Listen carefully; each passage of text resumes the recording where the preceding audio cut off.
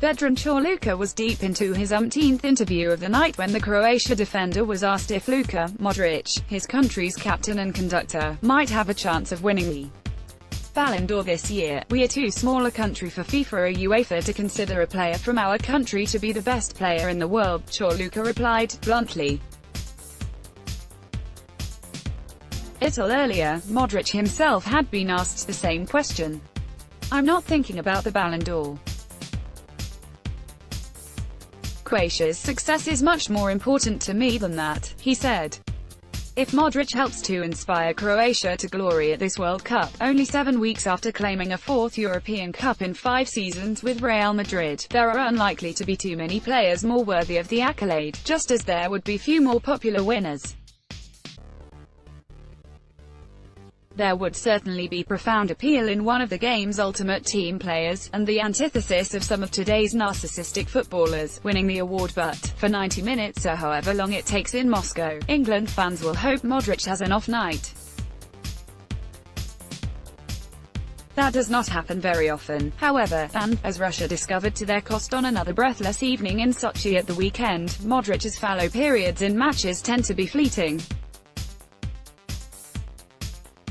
Gaunt, slight and diminutive, he looks in need of a good dinner, but seldom have appearances been so misleading.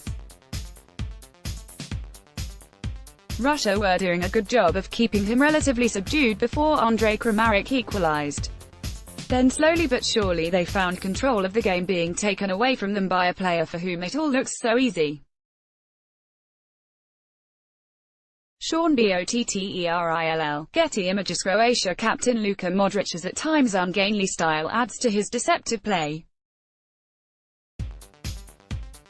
Croatia needed penalties to see off the hosts after Mario Fernandes scored Russia's second 5 minutes before the end of extra time, but Modric had been their biggest headache.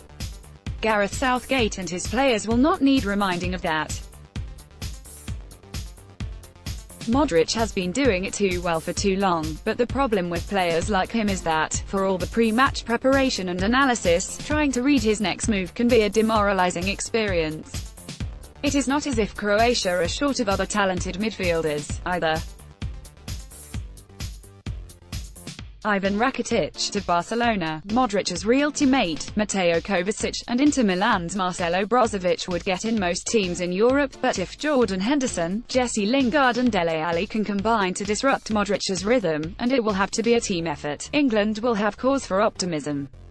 Vedran Corluka, president of the Croatian Football Federation and a key part of the Croatia team who reached the semi-finals in 1998, played down suggestions the team were too dependent on Modric but insisted the player can easily handle the weight of responsibility. "He is the leader. That's what we need to have," Corluka said. "Sometimes, you need to have this kind of guy. In 1998, we had it with Zvonimir Boban, a huge name, a huge person, so you need to have these guys. At that time, we had a lot of players at the best clubs in the world, and that's the case now, so we are happy." But Luka has been excellent in every area of the midfield. "It's good he's controlling games." Modric suggested there was, maybe a bit more pressure on England, but, whereas Southgate's side are one of the youngest at the tournament, this will be a last roll of the dice at a World Cup for many Croatia players, probably including Modric, 32, having represented Tottenham before Real. Modric said playing England was always special, but scoffed at the notion that Croatia would be the more tired of the two after the last 16 tie against Denmark, and quarter-final went to penalties. "I'm sure we will recover well," he said. "It's a semi-final. We will find extra motivation, extra everything, whatever is necessary." Russia's opener may have been a piece of individual brilliance from Denis Cheryshev, who, with 4 goals at the tournament, had done more than most to make this a memorable journey for the host nation, but their second derived from a free kick, Fernandes heading home Alan Jagoev's cross. England have looked the strongest team at the World Cup from set pieces, and Modric admitted that was one area of significant concern for Croatia.